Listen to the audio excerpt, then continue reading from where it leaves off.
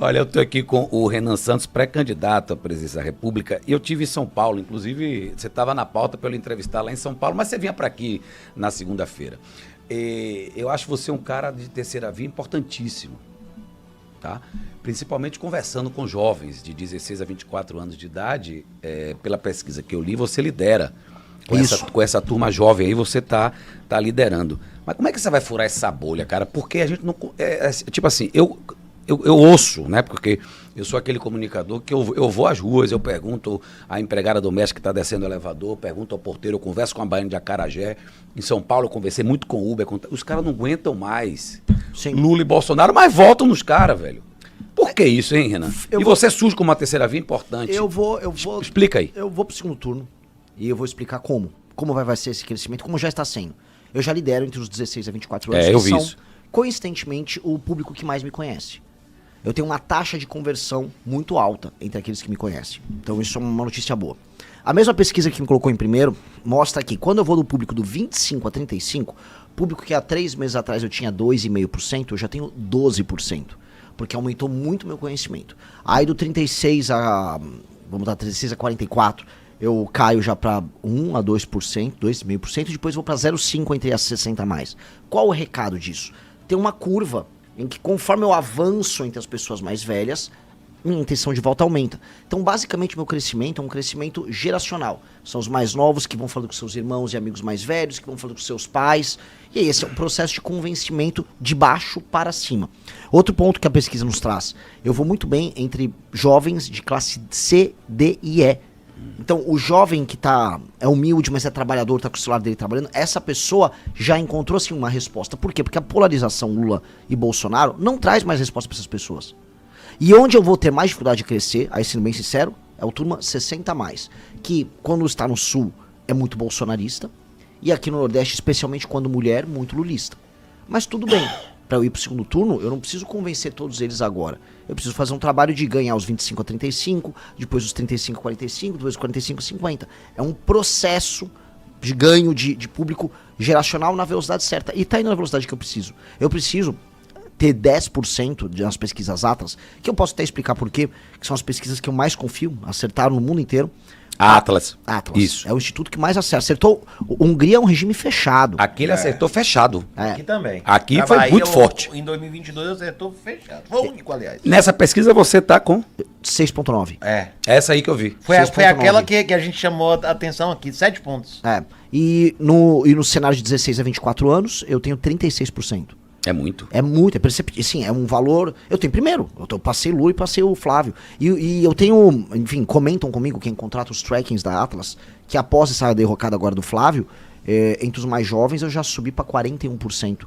Porque o Flávio, o eleitor jovem bolsonarista, nunca teve muito vínculo com o Bolsonaro. Agora então não tem motivo para falar, eu sou um jovem bolsonarista. Não dá, cara, não tem o que defender. Então. Me explica aí esse áudio vazado, cara, politicamente falando. Esse áudio vazado é um estrago na candidatura dele completa? Eu acho... O que é que você acha dessa família Bolsonaro? Bom, porque eles só querem eles? Vamos lá. Os Bolsonaro, eles tiveram uma dádiva. Uma dádiva. Qual é a dádiva? O que a gente chama de direita, né? Eu fiz parte do surgimento da direita no Brasil com as manifestações políticas da Dilma. Isso aconteceu no Brasil, isso aconteceu nos Estados Unidos, isso aconteceu na Europa. Os anos 2010 foram os anos que, por conta das redes sociais, as pessoas que não eram de esquerda nos seus países, elas começaram a criar sua identidade própria e encontrar líderes.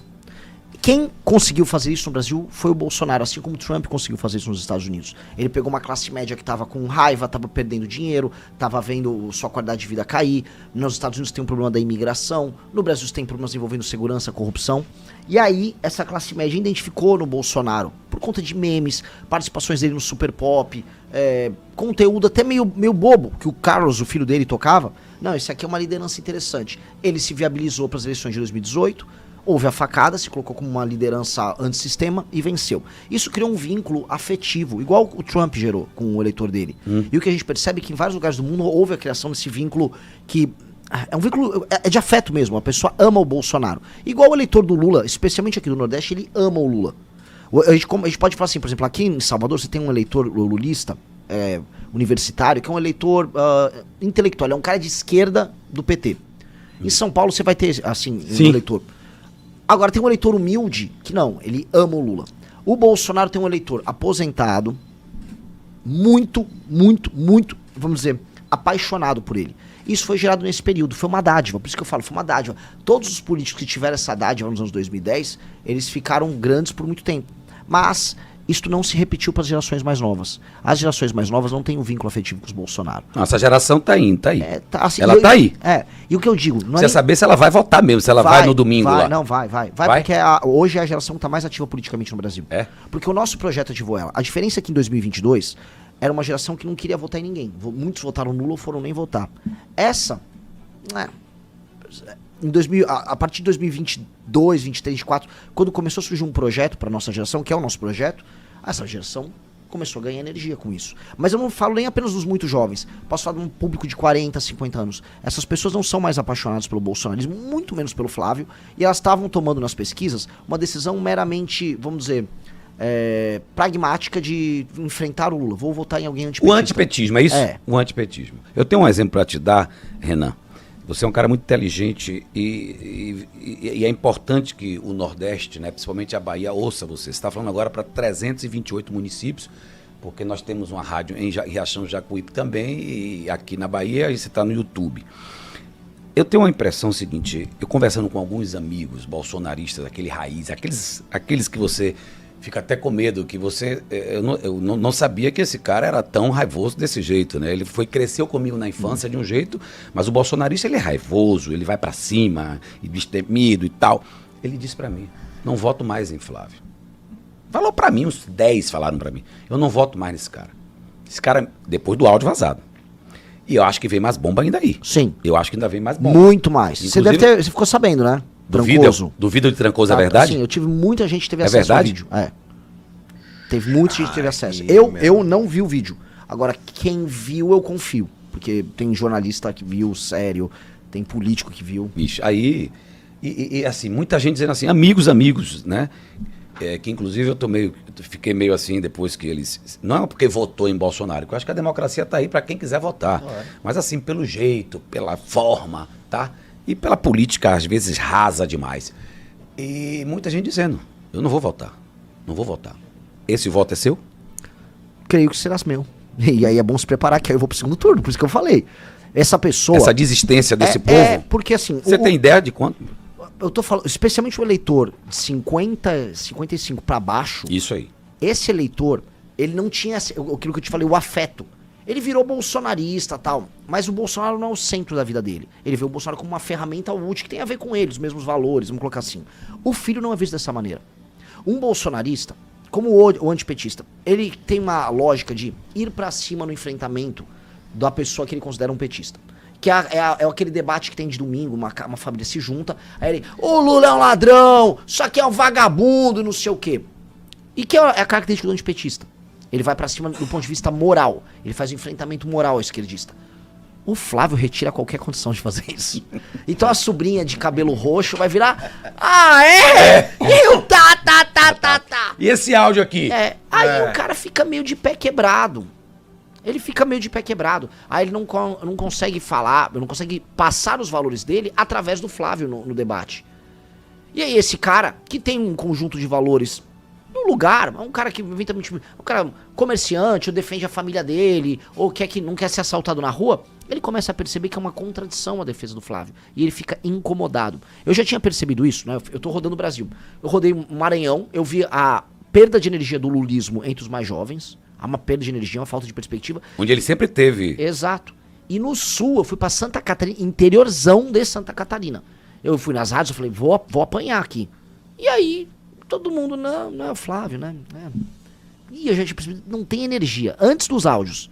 Quando veio os áudios, tá todo mundo aguardando o surgimento de um caminho. Quais são as duas opções que eu coloco aqui pra análise de vocês?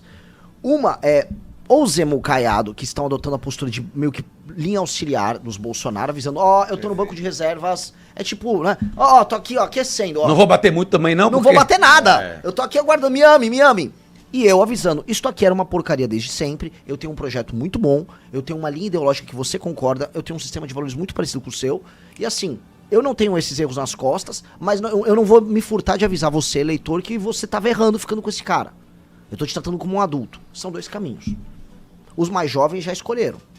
Vamos ver os mais velhos. Você tem um perfil Milley de ser?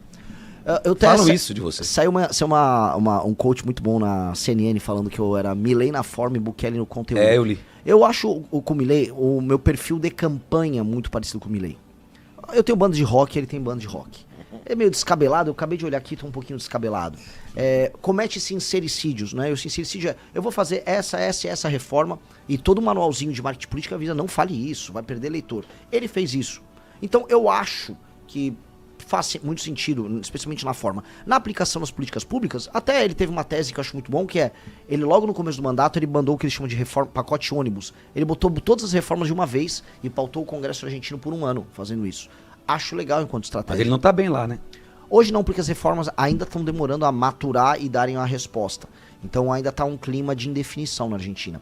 Mas como modelo de candidato, eu acho o Milei um modelo muito interessante. Renan Santos, pré-candidato à presidência da República pelo partido Missão. Renan, eu queria que você fizesse uma análise de Lula e uma análise de Bolsonaro.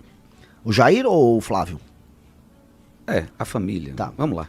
O Lula faz parte de um projeto que foi o maior, assim, ó, meu inimigo, tá? Inimigo histórico enquanto visão de mundo. Mas é o maior partido político da história do Brasil, que é o PT. E eu estudei muito o caso do PT. Estudei muito como eles se organizaram, como eles fizeram, porque eu pretendo ter o maior partido político já feito na história. O partido que eu fundei agora no final do ano passado, que é a Missão. E estudando, né, eles pegaram o espírito do tempo, da época, dos anos 60 e 70, eles tiraram a turma da Guerra Armada, foram para uma construção institucional, pegaram o movimento operário que havia em São Paulo, nas periferias das cidades, e tornaram o Lula uma espécie de ícone, e enquanto o partido pegou as classes médias, fizeram as primeiras campanhas com a classe média balançando bandeira e tal, e chegaram ao poder, entretanto, e erraram muito. Eles não entenderam que o espírito do tempo dos anos 70 passou. E esse é o problema. O mundo havia mudado. Em vez de eles focarem em reformas de competitividade que levasse o Brasil para um caminho de crescimento igual a China teve nos anos 2000 e 2010, o Brasil ficou só falando em direitos, aumento de gastos, projeto social. Projeto social. Bolsa Família. Só isso. Você é contra o Bolsa Família? Sou contra. A diferença do remédio pro veneno é a dose. O Bolsa Família como um remédio para permitir que pessoas que não tenham, especialmente em cidades muito pequenas, condições de trabalhar, e é real. Você vai para uma cidade pequena no interior aqui da Bahia. Você não vai ter oportunidade de trabalho.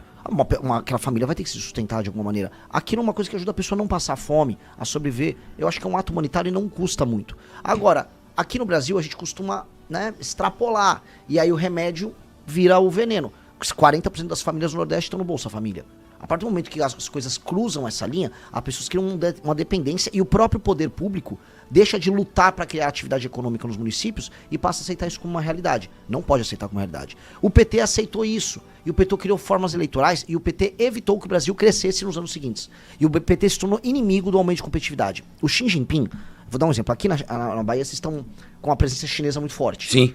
O Xi Jinping, ele tem um artigo falando do modelo de crescimento econômico da América Latina e ele dá uma varetada no modelo do PT aqui.